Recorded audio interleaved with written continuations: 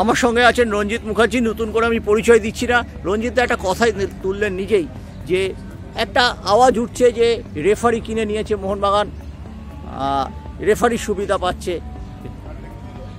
এইটা একজন খেলোয়াড় হিসেবে তুমি কিভাবে দেখছো?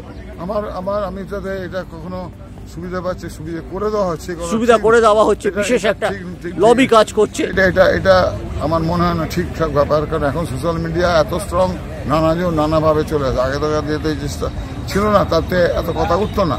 তো এইসব মাথার থেকে সরিয়ে ফেলে, এবং ইস্ট বেঙ্গল ক্লাবও নাম না করে প্রেস কনফারেন্স করে বলে দিয়েছে যে মানুষ যা ভাবছে সেটা, আমরা তো মানুষের বাইরে নয়। খোদ দেবব্রত সরকার বলেছেন আমরা তো মানুষের বাইরে নয়, মানুষ যা ভাবছেন আমরাও তাই ভাবছি। আমার মনে হচ্ছে দেবব্রত সরকার অনেক পড়া একজন কর্মকর্তা, এবং ও অনেক কিছু শিখেই ওখানে ডাক্তার নিপেন দাস, অজয় সিমানি, এবং তোমরা দেখেছো কিভাবে উনি উঠে এসেছেন তৃণমূল স্তর থেকে।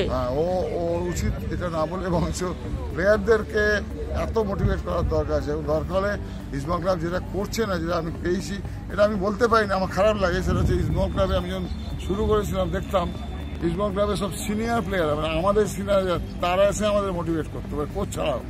ইভেন প্রদীপ দা মোল্লার থাকা সত্ত্বেও এই জিনিসটা কেন হচ্ছে না? এবং কিন্তু ইস্টবেঙ্গল ক্লাবের সাথে প্রাক্তনদের নিবিড় যোগাযোগ, কিন্তু সেটা ব্যবহারটা হচ্ছে না। হ্যাঁ, ব্যবহার হচ্ছে।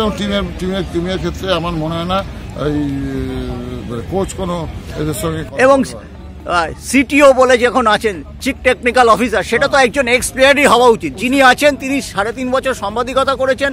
আমি নিজে কনস্টান্টাইন এবং হাউটন, এই দুজন ব্রিটিশ আমাদের এখানে যতদিন করে গেছিল, আমি প্রতিবাদ করেছি খর্দা স্টেডিয়ামে জুনিয়র ইয়েতে খেলায় যে দুটো Province Bengal and south India totally fertilise একটা সেক্টর, মানে কর্ণাটক, কেরল, আন্ধ্রা, হায়দ্রাবাদ, এই সেক্টরটা এবং বেঙ্গল উনি জানেন।